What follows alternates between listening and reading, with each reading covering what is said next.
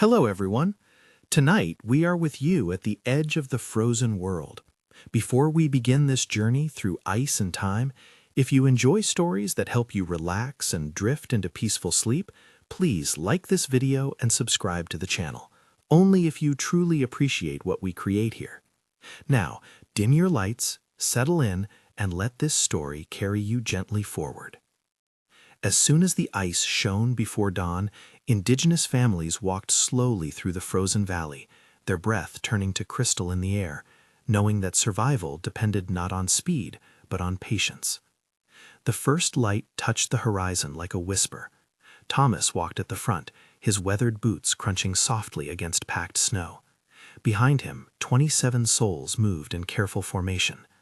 They had been walking for 3 days now, leaving behind summer grounds that no longer sustained them. The ice was claiming more territory each year. "Keep the children close," Thomas called back. His voice carried clearly in the still air. He did not shout. In this place, loud sounds could crack ice or trigger slides from frozen cliffs. Sarah adjusted her pack and pulled her daughter Emma closer. The girl was 7, old enough to walk but young enough to tire quickly.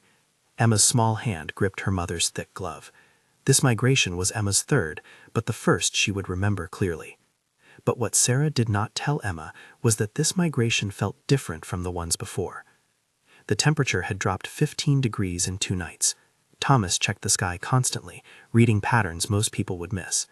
His grandfather taught him to watch for the ice halo. He had seen 3 halos in 3 days. Behind Sarah, Margaret walked with her twin sons, Jacob and William. The boys were 14, nearly as tall as their father had been. Margaret's husband, Peter, died the previous winter from lung sickness. She learned quickly to be both mother and father. The group moved in a pattern refined over generations. Strongest walkers led, breaking trail. Elderly and young traveled in the middle, protected from wind. Rear guard consisted of experienced hunters watching for anyone falling behind. Thomas raised his hand. The entire column stopped. No one spoke. Thomas knelt, pressing his ear against the ice, listening for sounds that meant danger. The ice spoke to those who knew how to listen. It cracked and groaned, telling stories of pressure and weakness. Thomas heard a deep resonance, steady and rhythmic. Safe for now. But there was something else, a higher note that worried him. He stood and motioned for the group to move 30 feet left, avoiding ice that looked identical to everything around it, but sang a different song. "Why did we change direction?" Emma whispered. "Because Thomas heard something we cannot," Sarah replied softly. "The ice is a living thing. It grows and shrinks and moves, just slower than we do." Emma looked down at the white expanse beneath her feet with new respect. The sun climbed higher, though it never rose far above the horizon this time of year. The light was pure and clean, making snow sparkle like scattered diamonds. This beauty could deceive the unprepared. The glare could blind eyes. Pristine snow could hide crevasses deep enough to swallow a person completely. Robert, 73 and the eldest, walked with a carved stick to probe ground ahead. His granddaughter Anna, 16, stayed close by his side. But Robert never stumbled. His legs had carried him across ice for more decades than Anna had been alive. "Tell me again about the summer grounds," Anna said, keeping her grandfather talking. Keeping elders engaged kept their minds sharp. Robert smiled, his weathered face creasing into familiar lines. "The summer grounds are where the earth shows its green face," he began. "Moss covers rocks like soft carpet. Tiny flowers bloom in colors so bright they hurt your eyes after months of white and gray." "Will we make it there?" Anna asked. Robert paused. Anna immediately regretted the question. But her grandfather surprised her with a direct answer that made her heart skip. "That depends on how well we listen to the ice, child. This valley is longer than stories make it sound, colder than it has been in my lifetime. We will need to be smart about where we rest, careful about rationing supplies, patient with pace." The group continued steady progress, covering perhaps 2 miles in 3 hours. To someone unfamiliar with polar travel, this would seem impossibly slow. But Thomas and the others knew this pace could be maintained day after day without exhausting the group. Linda, 31, carried baby Marcus bundled against her chest. She had given birth 5 months ago. Some women questioned whether she should attempt this migration so soon. But Linda knew staying behind meant certain death. The ice was claiming the old grounds. She thought about her husband David, who walked in the rear guard. They had barely spoken in 3 days, each focused on separate tasks. But she felt his presence like a warm stone, constant and reassuring. Thomas called another halt. This time he did not kneel. Instead, he stared at something ahead that made him frown. The valley was narrowing. Cliffs on either side pressed closer, creating a natural gateway. Beyond it, the valley opened again, promising easier travel. But the narrow section worried him. Wind could accelerate to dangerous speeds here, funneling between rock walls like water through a pipe. "We'll rope together through the narrow section," Thomas announced. 3 lines, 9 people each. Stay within arm's reach of the person ahead. The group moved efficiently, having practiced these procedures countless times. They carried ropes made from braided caribou sinew, strong and flexible. Within minutes, they were organized into 3 connected lines. Emma found herself in the middle of the second line, between her mother, Sarah, ahead, and Christopher behind. Christopher was 19, not yet married, helping wherever needed. He gave Emma an encouraging smile. "If you feel yourself slipping," Christopher explained patiently, "don't try to catch yourself with your hands. Let your legs go out and sit down hard. The rope will catch you." Emma nodded seriously, committing instructions to memory. The first line, led by Thomas, entered the narrow section. Almost immediately, they felt the change. Wind hit them like a physical force, steady and relentless. Thomas leaned into it, finding balance. Others behind him did the same. Temperature dropped noticeably. In the open valley, it had been perhaps 20 below zero. Here, with wind chill, it felt closer to 40 below. Sarah pulled Emma's hood tighter and checked that the child's face covering was secure. Only Emma's eyes showed, protected with snow goggles carved from wood with narrow slits to reduce glare. The ice underfoot was slicker here, scoured by countless days of wind. Thomas moved with exaggerated care, feet shuffling rather than striding, maintaining 3 points of contact. Behind him, others mimicked his technique. Margaret's twin sons, Jacob and William, walked in the third line near the rear. William spoke up quietly. "Mother, look at the cliff face. Do you see the layers?" Margaret followed his gaze. Wind had exposed the cliff structure, revealing distinct bands of different colored rock and ice. "Each layer is a year of snowfall," she explained. "Dark bands are summers when snow melted and refroze with dust. White bands are winters when snow fell pure and cold." Jacob studied the patterns with interest. "So we can see when weather changed?" "Exactly. See that thick dark band about 20 feet up? That was a year of great melting, probably 50 or 60 years ago." But what Margaret did not mention was that the top layers were darker than they should be. The group pushed through the narrow section. Just when Emma thought her legs might give out from fighting the wind, they emerged into the wider valley beyond. Relief was immediate and dramatic. Wind dropped to a gentle breeze. Thomas called for a rest. They had been walking for 6 hours. Even the strongest needed to pause, to drink water from insulated bottles, to eat dried berries or fish. They did not sit directly on ice, but spread insulated pads made from layers of hide and moss. Robert settled onto his pad with a grunt of relief. Anna brought him water. The old man drank slowly, savoring each sip. In the ice, you could not drink too much at once. Your body had to work hard to warm water to body temperature. "We're making good time," Robert observed to Thomas. "Better than I expected," Thomas agreed. "But we're only a quarter through the valley. The hardest sections are still ahead." "The ice bridge," Thomas nodded grimly. The ice bridge was legendary among their people, a natural formation where glacial ice had formed a span across a deep crevasse. It was the only way through unless you were willing to add 5 days by going around. "We'll assess it when we get there," Thomas said, keeping his voice neutral. But both men knew that the ice bridge would determine the success of this entire migration. After 30 minutes of rest, Thomas gave the signal to move. The group rose with practiced efficiency, repacking gear and falling back into formation. Emma's legs protested, but she said nothing. She had seen how adults ignored their own discomfort. The afternoon passed in steady progress. The valley floor rose gradually, gaining elevation. This was good because it meant they were following the route as planned. But it was harder on the lungs, breathing air already thin and cold. Linda adjusted baby Marcus, who had woken and was fussing slightly. She loosened furs just enough to let him nurse, keeping him covered and warm while giving him nourishment. Walking and nursing simultaneously was a skill she had developed out of necessity. David, walking in rear guard, watched his wife and felt a surge of pride and love so strong it almost brought tears to his eyes. But tears in these temperatures were dangerous. They could freeze on lashes and blind you temporarily. Samuel, who walked beside David in rear guard, was 45 and had been on more migrations than he could count. He had a hunter's eyes, constantly moving, constantly assessing.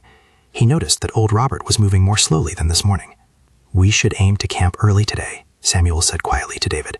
"I think we have weather coming." David looked at clouds Samuel indicated and nodded. "I'll tell Thomas." He moved up through the group and whispered his observation to Thomas. The leader glanced at the sky, processed information, and made his decision in seconds. We'll push for another hour to that rocky outcrop ahead. It will give us shelter from the west if storm hits tonight. This was leadership in the ice, reading subtle signs and making decisions that balance progress with safety. The rocky outcrop proved an excellent choice for camp. It formed a natural windbreak. Ground was flat enough for tents, but elevated enough to avoid ice melt. The group moved into camping routine with practiced efficiency. Men cleared areas for tents, using broad shovels made from caribou shoulder blades. They probed carefully for unstable ice or hidden crevasses. Meanwhile, women organized tents, 5 family shelters and 1 communal tent for cooking. These tents were marvels of engineering, developed over countless generations. Frames were made from caribou antlers lashed with sinew, light enough to carry but strong enough to withstand fierce winds. Covering consisted of multiple layers. First, waterproof seal hide, then caribou hide with fur facing different directions to trap air, and finally snow piled around outside once the tent was up. Emma helped her mother spread their family tent covering, smoothing wrinkles and making sure the door flap would close properly. These small tasks were important. A gap in covering or door that didn't seal could mean the difference between sleeping comfortably and waking with frostbite. Inside the communal tent, a small stove was carefully assembled. This stove burned blubber oil and had to be tended constantly. Margaret and 2 other women, Helen and Grace, worked together to prepare evening meal. They melted ice for water, using chunks they had chipped from an ice formation they knew to be safe. Not all ice was suitable for drinking. Ice from frozen seawater was useless. Cloudy ice could contain dirt or bacteria. Clear blue ice from compressed snow was what they sought. The meal would be simple: dried fish rehydrated in hot water, rendered fat for calories, and tea brewed from herbs gathered before migration began. It was not fancy, but it provided what the body needed. As sky darkened and first stars appeared, the group gathered in the communal tent for the meal. They sat in a circle, close together, sharing body heat as much as food. Thomas stood and spoke briefly. "We covered good ground today.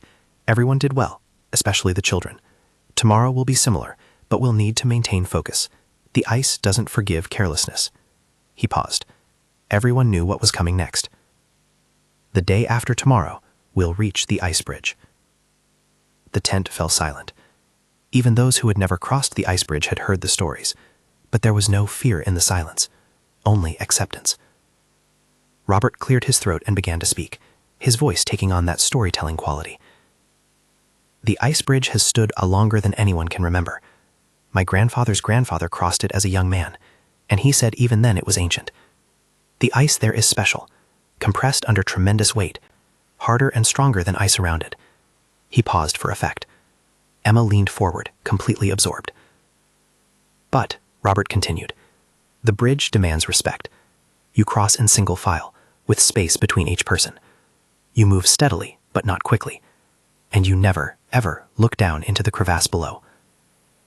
The story worked its magic, transforming fear into determination. After the meal, families returned to individual tents. Sarah helped Emma remove outer layers, checking carefully for any signs of frostbite on fingers, toes, nose, and ears. All clear. She then wrapped Emma in sleeping furs. "Mother," Emma whispered in the darkness, "are you afraid of the ice bridge?" Sarah considered the question carefully. She could lie, offer false reassurance. But she had learned children respected honesty more than protection from truth. "I have a healthy respect for it," Sarah replied. Fear isn't the right word. The ice bridge is a challenge, like everything else in this land. If we approach it with care and respect, it will let us pass. Emma thought about this. So we respect the ice, and it respects us back. Something like that. Now sleep. Tomorrow is another long day. But as Sarah lay awake listening to her daughter's breathing slow into sleep, she thought about the ice bridge with something that felt very much like fear. Outside, the storm Samuel predicted began to build. Wind picked up.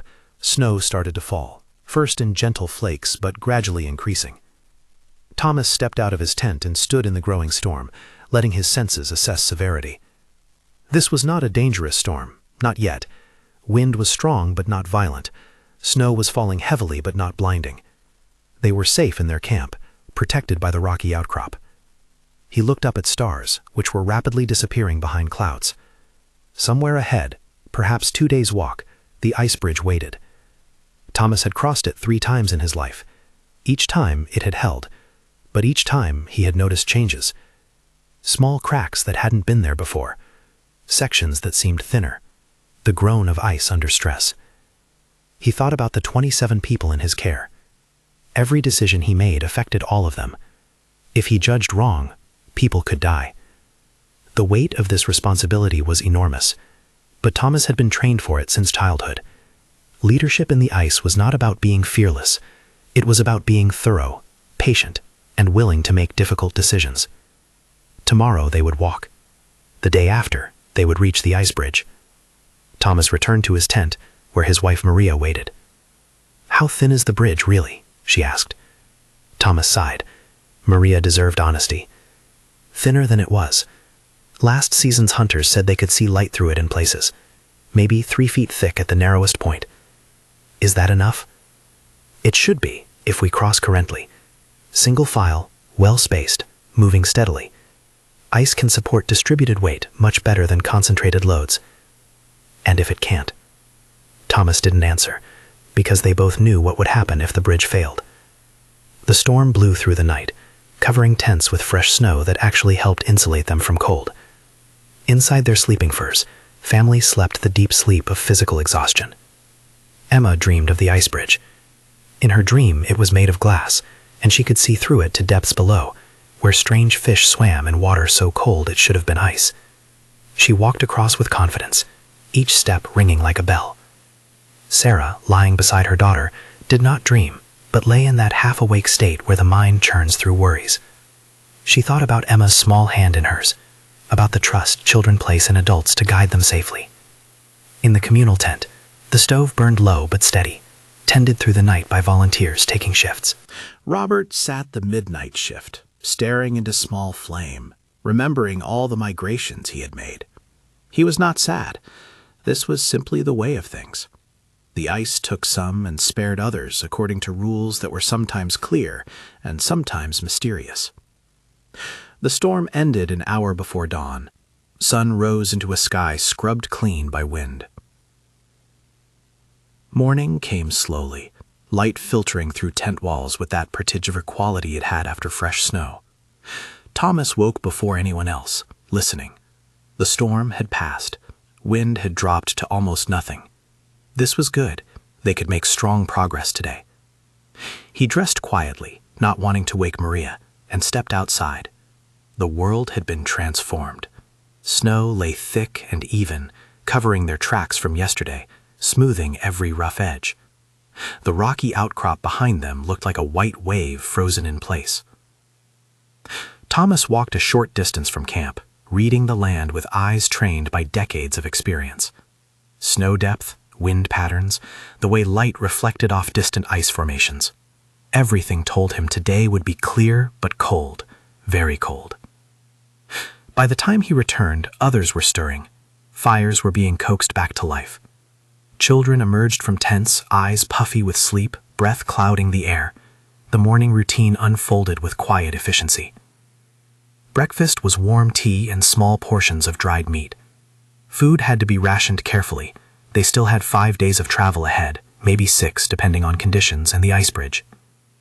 "We'll reach the narrowing this afternoon," Thomas announced as people packed their gear. "The ice bridge will be visible from there. We'll camp on this side tonight and cross at first light tomorrow." No one questioned this plan. Crossing the bridge in fading light or exhausted from a full day's walk would be foolish. Emma helped her mother roll their sleeping furs, working slowly with stiff fingers. The cold had deepened overnight despite the storm passing. Her breath came out in thick clouds that hung in the air before dissolving. "Stay close today," Sarah reminded her. "This is the coldest it's been since we started." They fell into line, resuming yesterday's formation. The snow made walking harder.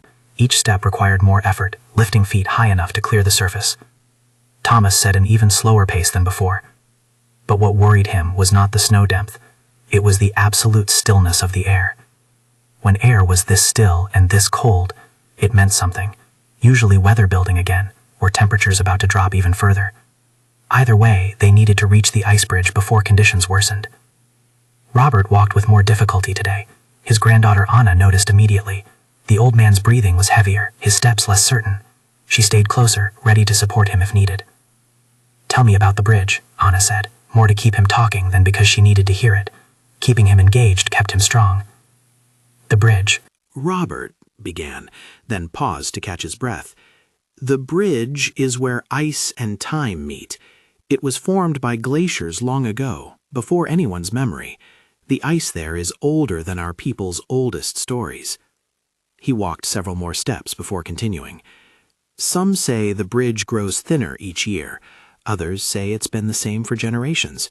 What I know is this: it holds if you respect it. It fails if you don't. They walked in silence for a while. Anna noticed how her grandfather leaned more heavily on his stick with each step. This worried her, but she said nothing. Complaining did not change anything in the ice. By midday, they reached a slight rise in the valley floor. From here, they could see ahead for miles, and there, in the distance, was the narrowing. The valley walls pressed close together, creating that gateway Thomas had mentioned. But something else became visible from this vantage point, something that made Thomas stop abruptly.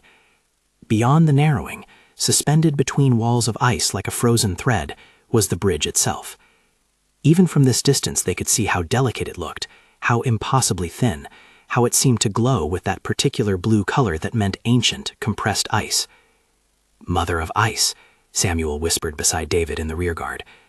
David said nothing, but his hand instinctively went to the pack where baby Marcus slept against Linda's chest far ahead in the line. Thomas stood motionless for long moments, studying the bridge, calculating, measuring with his eyes what no words could properly express. Finally, he raised his hand, and the column moved forward again. They would reach the near side of the bridge by late afternoon, camp there for the night, and tomorrow, at first light when ice was strongest and cold had firmed everything overnight, they would attempt the crossing. As they walked, Emma could not take her eyes off the bridge.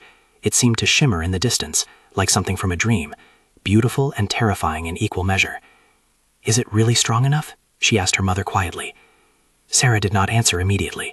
She was wondering the same thing. "Your great-grandfather crossed it," she finally said. "Your grandfather crossed it.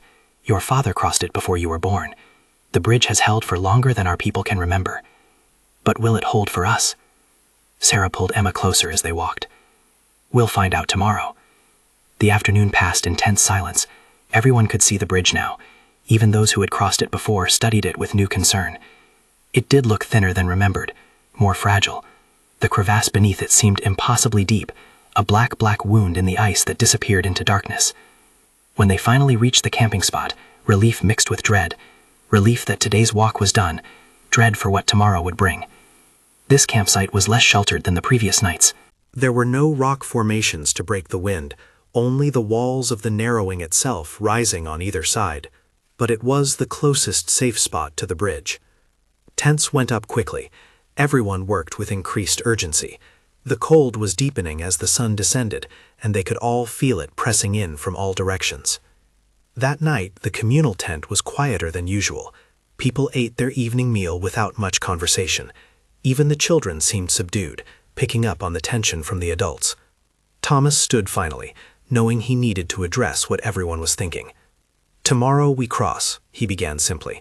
"I've studied the bridge. It's thinner than I'd like, but it's still standing, still solid. We'll cross one at a time with proper spacing. Lightest first, heaviest last. We move at steady pace, neither rushing nor hesitating." He looked around the circle, meeting every eye. "Robert will cross first. He's lightest and has crossed more times than anyone. Anna will follow, then the children, then the women, then the men. I'll cross last." "Why you last?" someone asked.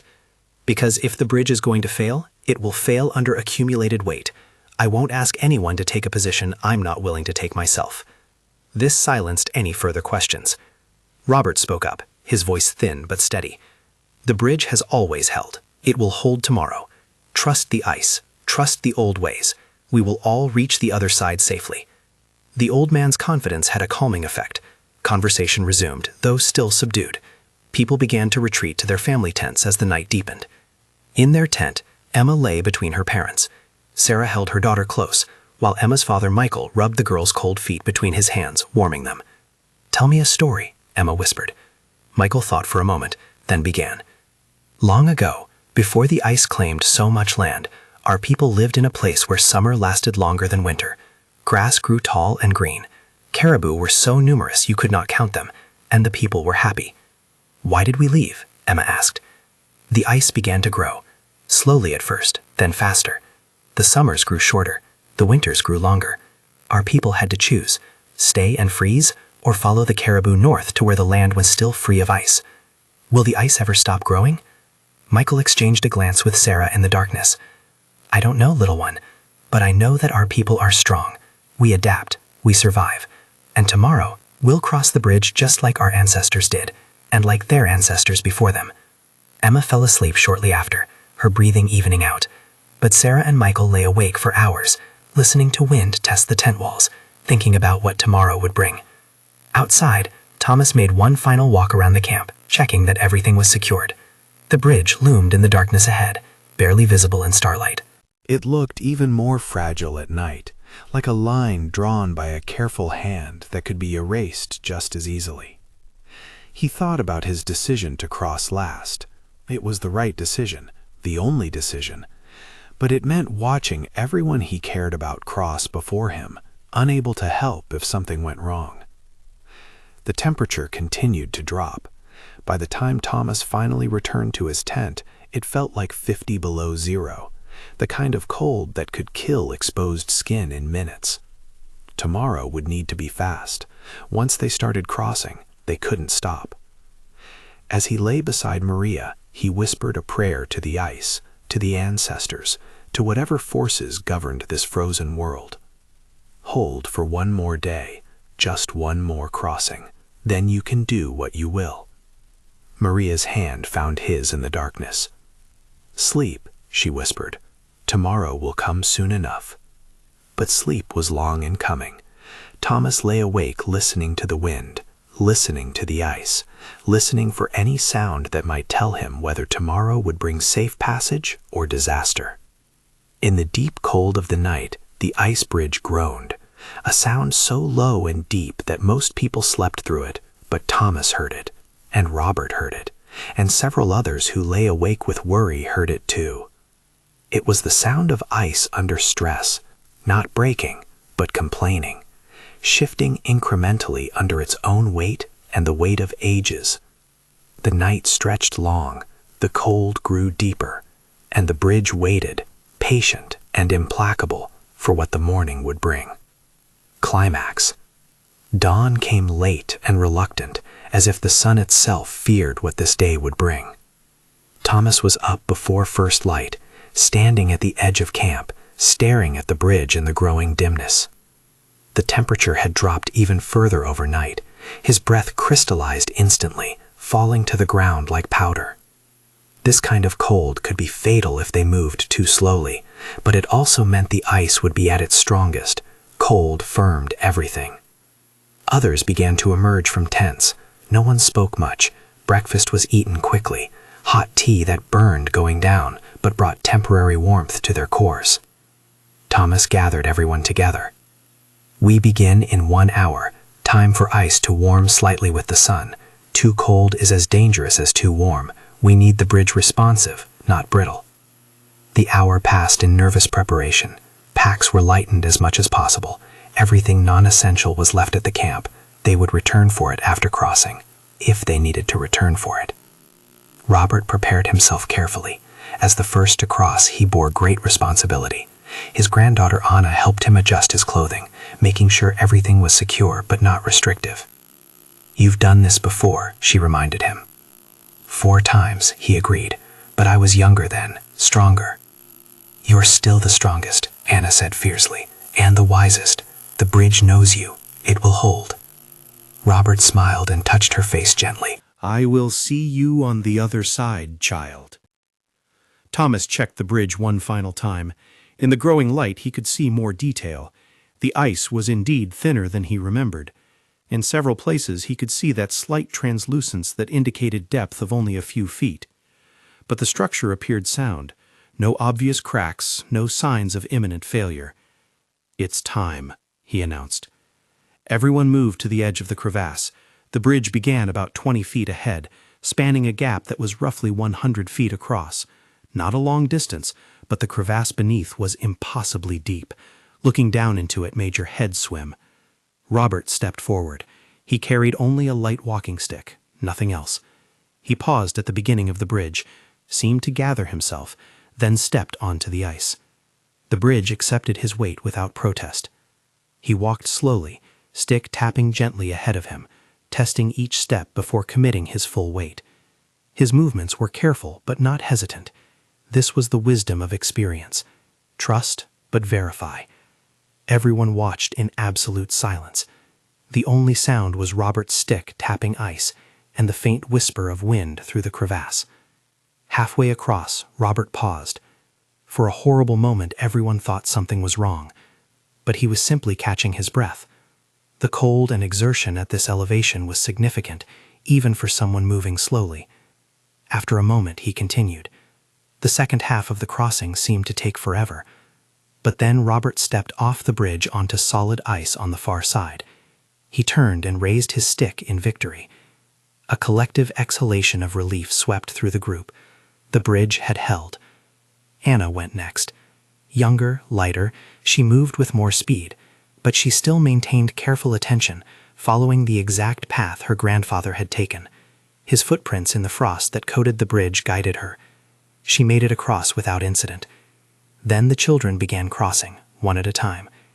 Emma watched 3 children go before her turn came. Each successful crossing built confidence. When Thomas nodded to her, Emma stepped forward. Sarah wanted to go with her, to hold her hand, but she knew that was impossible. Each person crossed alone. Emma stood at the beginning of the bridge. From here she could see down into the crevasse. The walls were smooth and blue, disappearing into darkness so deep she could not see the bottom. "Don't look down," her mother called softly. "Eyes forward. Follow the footprints." Emma took her first step onto the bridge. The ice was slick despite the frost. She moved carefully, arms out slightly for balance. Cold air rose from the crevasse below, colder than anything she had felt before. It seemed to pull at her, trying to draw her down. She kept her eyes on the footprints ahead. One step, another, another. Halfway across, the wind picked up slightly. The bridge trembled. Emma froze. "Keep moving," Thomas called. "Don't stop." Emma forced herself forward. If she stopped, fear would paralyze her. Movement was survival. The last 50 feet felt like miles, but then her foot touched solid ice on the far side. Robert reached out and pulled her to safety. Emma turned and looked back at the bridge. She had done it. One by one, the children crossed. Then the women began. Sarah crossed without looking back, trusting that Michael would follow soon. Linda crossed with baby Marcus strapped to her chest, moving with agonizing slowness, one hand always touching the ice for balance. Margaret crossed, thinking of her dead husband, wishing he could have lived to see his sons make this crossing. The twin boys went together, against protocol, but Thomas allowed it. They moved in perfect synchronization, their bond as brothers somehow making them more stable. Then the men began crossing, hunters, providers, fathers, each one adding weight to a bridge that was already stressed beyond what it had been designed to hold. David crossed, his eyes on Linda and Marcus on the far side, desperate to reach them. Samuel crossed with the methodical care of someone who had seen too many things go wrong in the ice. Finally, only Thomas and Christopher remained on the near side. "You go," Thomas said. "Leader crosses last," Christopher replied. "That's what you said. I'll wait." "Christopher, I'll wait." Thomas could have ordered him across, but he saw the determination in the young man's eyes and nodded. Thomas stepped onto the bridge. It felt different under his weight, more responsive, almost liquid in its movement. He could feel it flex slightly with each step, settling deeper, responding to accumulated stress. Halfway across he heard it, a sound like distant thunder, deep within the ice, a groaning that came from the very bones of the bridge. "Thomas," Maria called from the far side. "Hurry!" But hurrying was exactly what would break the bridge. Thomas maintained his steady pace even as his heart hammered in his chest. 3/4 of the way across he felt movement beneath his feet, a settling, a compression. The ice was adjusting to his weight, finding new points of balance. Then he was off the bridge, standing on solid ground, gasping despite the cold. Only Christopher remained. The young man stepped onto the bridge confidently, too confidently. He moved faster than those before him, eager to join the others. "Slow down," Thomas shouted. But it was too late. Christopher was halfway across when the sound came. Not thunder this time. Something sharper. A crack that echoed off the valley walls like a gunshot. Everyone froze. The bridge held, but barely. A visible fracture had appeared, running lengthwise through the ice about 10 feet behind Christopher. "Stop moving," Thomas commanded. Christopher froze mid-step. The crack was spreading, slowly but visibly. The ice was failing. "Listen to me carefully," Thomas said, his voice absolutely calm despite the panic he felt. You need to move forward, slowly. Do not put your full weight down on either foot. Slide your feet. Distribute the weight. Christopher's face had gone white with terror, but he nodded. He began to move, sliding his feet as instructed. Each movement was agonizingly slow. The crack continued to spread, but slowly. The cold was actually helping, preventing rapid failure. Christopher was 20 feet from safety when the crack reached the point where he stood. The ice beneath his right foot sagged slightly. "Faster!" someone shouted. "No," Thomas countered. "Maintain pace. You're almost there." 15 feet. 10 feet. The bridge groaned again, that deep sound of stressed ice. Everyone could hear smaller cracks forming, spiderwebbing through the structure. 5 feet. Christopher dove forward, abandoning control for speed in those final moments. He hit solid ice hard, rolling, and hands reached out to drag him to safety. Behind him, the bridge gave way. Not all at once, but section by section, ice crumbling into the crevice below, falling into that darkness with sounds like distant bells. Within 30 seconds, the bridge was gone. Nothing remained but smooth walls of the crevice and the memory of what had stood there for countless generations. Everyone stood in shocked silence, staring at the gap where the bridge had been. "We made it," Robert said finally, his voice full of wonder. "We all made it." Sarah grabbed Emma and held her tight, shaking with relief and residual fear. Others embraced, couples reuniting, families confirming that everyone was safe. Thomas stood apart, looking at where the bridge had been. A landmark that had existed for longer than memory, gone in moments. If Christopher had been 30 seconds slower. If Thomas had crossed 30 seconds faster. They had passed through the eye of the needle, with moments to spare. "We need to move," Samuel said, always practical. "We're exposed here, and we can't go back for the supplies we left." "We don't need them," Thomas replied. "We're through the hardest part. 2 days to the summer grounds. We'll make it on what we carry." The group organized quickly, driven by the knowledge that standing still was death in the ice. They fell into formation and began walking again, leaving the collapsed bridge behind them. Emma looked back once at the crevice. In her mind, she could still see the bridge spanning it, still feel the terror of walking across, knowing it could fail at any moment. "Don't look back," Sarah said gently. "We're through it now. Keep your eyes forward." The valley opened up ahead of them, wider now, less oppressive. The worst was behind them. But Thomas knew that the ice had given them a warning. The bridges were failing. The familiar routes were disappearing. Their people would need to find new ways, new paths through the frozen world. For now, though, they were safe. All 27 of them. Against all odds, they had crossed the bridge before it fell. That night, they camped in a sheltered hollow, exhausted but alive. The mood was subdued. People were processing what had happened, how close they had come to disaster. Robert sat by the fire, looking older than he had that morning. Anna sat beside him, her hand on his shoulder. "You led us across," she said quietly. "Your courage gave us courage." "Courage?" Robert shook his head. "I was terrified every step of the way, but there was no choice but to go forward." "That's what courage is," Anna replied. The old man smiled and patted her hand. As darkness fell and the stars emerged impossibly bright in the clear sky, Thomas stood guard at the edge of camp. He thought about the bridge, about Christopher's near fall, about how fragile their survival had been. Leadership in the ice meant making impossible choices, sending people across a failing bridge because the alternative was worse, living with the knowledge that your decisions determined who lived and who died. Tomorrow they would continue. In 2 days they would reach the summer grounds. The people would rest, would hunt, would prepare for the journey back when winter came again. But Thomas knew the return journey would be different. Without the bridge, they would need to find another way. Or perhaps the ice would force them to find new summer grounds entirely. The world was changing. The ice was claiming more territory each year. How much longer could they maintain these ancient migration routes? These questions had no answers, so Thomas pushed them aside and focused on what he could control. Tomorrow's march, the safety of the people in his care, the next challenge, and the next. In the frozen world, you survived by focusing on the immediate. The future would reveal itself in time. M. The final 2 days of travel passed in relative ease. The valley continued to open up, becoming wider and less threatening. The temperature even rose slightly, though it remained well below freezing.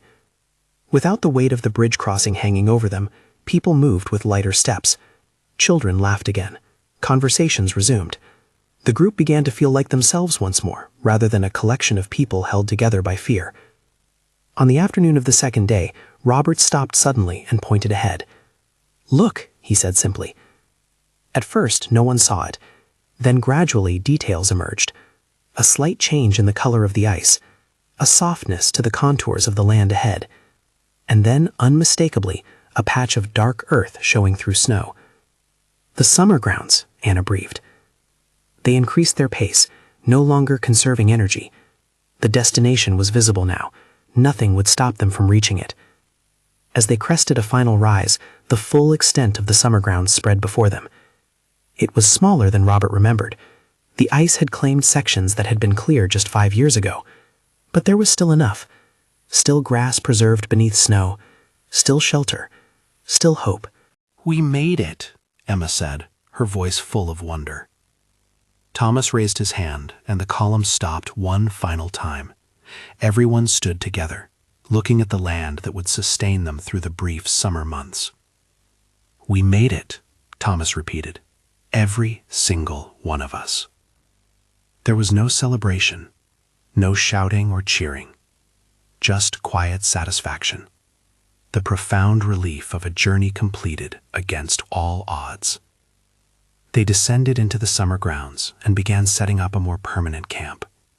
Here they would stay for 3 months, maybe 4, until the caribou came to give birth and they could hunt and preserve meat for the winter journey back.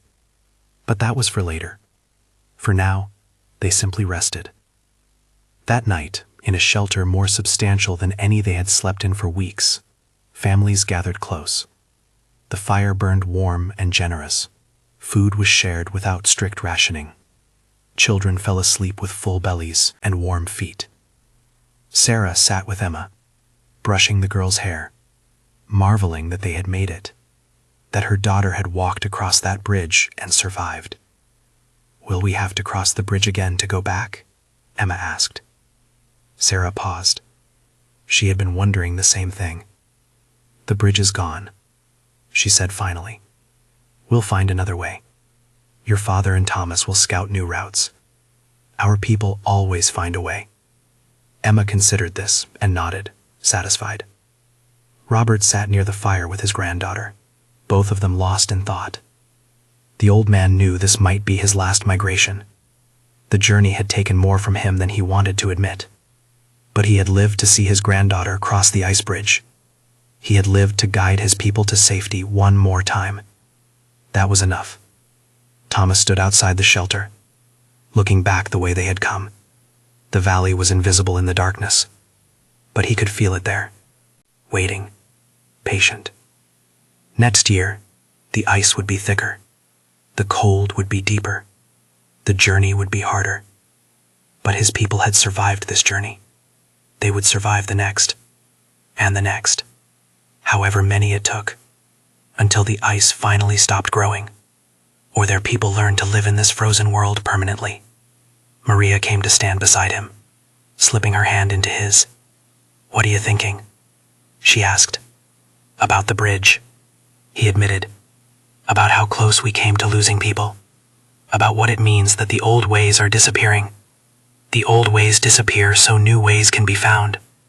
Maria said softly, "Our grandparents dealt with changes we cannot imagine. Our grandchildren will deal with changes we cannot imagine. That's the way of things." Thomas knew she was right. Change was the only constant in the ice. "Come inside," Maria urged. "Tonight, we rest. Tomorrow, we begin learning how to live in this new reality. Thomas allowed himself to be led back to the shelter. Behind him, the ice continued its patient work of reshaping the world. But tonight, in this small circle of warmth and safety, none of that mattered. The people slept deeply, their first full night of rest in over a week. Dreams came peacefully. The constant vigilance required by the migration gradually released its grip on their minds and bodies. In the morning, they would begin the work of survival in a new place. They would hunt and fish and gather. They would prepare for the inevitable return journey. They would live. But tonight, they simply rested, grateful for the ice that had tested them, grateful for their survival, grateful for each other. Emma dreamed of the bridge one last time, but in this dream, she walked across it confidently, knowing she had already done it once and could do it again if needed. When she woke in the morning, the dream faded, but the confidence remained. She had walked through the frozen valley. She had crossed the ice bridge moments before it collapsed. She had survived. And if she could survive that, she could survive anything the frozen world chose to throw at her. The sun rose over the summer grounds, pale but persistent. Smoke from cooking fires drifted skyward. Children emerged from shelters, eager to explore this new place. Life continued, as it always did in the ice, one day at a time, one challenge met, and the next one waiting. The cold never truly released you, but neither did it break those who learned to move with it rather than against it. Thomas gathered the people together one final time before they dispersed to begin their work. "We have completed one of the hardest journeys our people have ever made," he said. "The ice bridge is gone. The old route is closed. But we found new strength in ourselves. We discovered that when we move together, with patience and respect for the ice, we can overcome what seems impossible." He looked around the circle, meeting every eye. "Remember this journey. Tell the stories. Pass the lessons to your children. The ice is changing our world, but it cannot change who we are as a people. We adapt. We survive. We endure." Everyone stood in respectful silence for a moment, acknowledging the truth of his words. Then they broke apart, moving into the rhythms of daily life in the summer grounds. Robert sat in the sun, feeling its weak warmth on his weathered face. His granddaughter brought him tea and sat beside him. "Tell me the story of the bridge," she said. "The real story, not the one you'll tell the children." Robert smiled. "The real story is that we were lucky. The bridge held just long enough. Another year, another season, and it might not have. We passed through at the exact moment when passage was still possible." "Luck or blessing?" Anna asked. "In the ice, there's no difference," Robert replied. They sat together in comfortable silence, watching the camp come alive around them. The frozen valley lay behind them now. The collapsed bridge was already becoming a memory. The summer grounds spread before them, smaller than they once were, but still sufficient. This was survival in the ice. Not about conquering nature, but about finding your place within it. About learning when to push forward and when to wait. About respecting forces larger than yourself and working within their constraints rather than against them. As the day progressed, the camp settled into new routines. Hunters went out in search of game. Women began setting up more permanent structures. Children played in the snow, their laughter echoing off distant ice walls. Life, against all odds, continued. And when night fell gently over the summer grounds, when families gathered around fires and shared meals and stories, there was a sense of quiet triumph. They had walked through the frozen valley when the ice shone before dawn. They had faced impossible challenges and survived. They had lost the old ways, but found the strength to create new ones. Tomorrow would bring new challenges, but tonight they rested, warm, safe, and together. Outside their shelters, the ice continued its ancient work, patient and implacable. But inside, the people had found what they needed most. Not victory over the ice, but the wisdom to live within it. Not the conquest of nature, but partnership with it. Not an end to their struggles, but the strength to face whatever came next. The frozen valley was behind them, the summer grounds welcomed them, and in the soft glow of firelight and the quiet murmur of voices, hope kindled like embers that would sustain them through whatever the ice had waiting. Sleep came easily that night, deep and restful. The kind of sleep earned through hardship and celebrated through survival. And as the stars wheeled overhead in their ancient patterns, as the ice shifted imperceptibly beneath the snow, as the world continued its slow dance between freeze and thaw, the people dreamed. Dreams of warmer days ahead, of successful hunts and full bellies, of children growing strong, of elders passing wisdom to the next generation. And when morning came with its pale light and new promises, they would wake, ready to face it. Together, as they had always been, as they would always be. The frozen valley had tested them, the ice bridge had nearly claimed them, but they had endured. And in the end, that was all that mattered. Endurance, adaptation, survival. These were the lessons of the ice, and the people had learned them well. If you enjoyed this story that helped you relax and drift into peaceful contemplation, please consider subscribing to this channel for more stories like this one. Stories that honor the quiet strength of survival, the beauty of harsh landscapes, and the resilience of the human spirit. Thank you for journeying with us through the frozen valley. Rest well.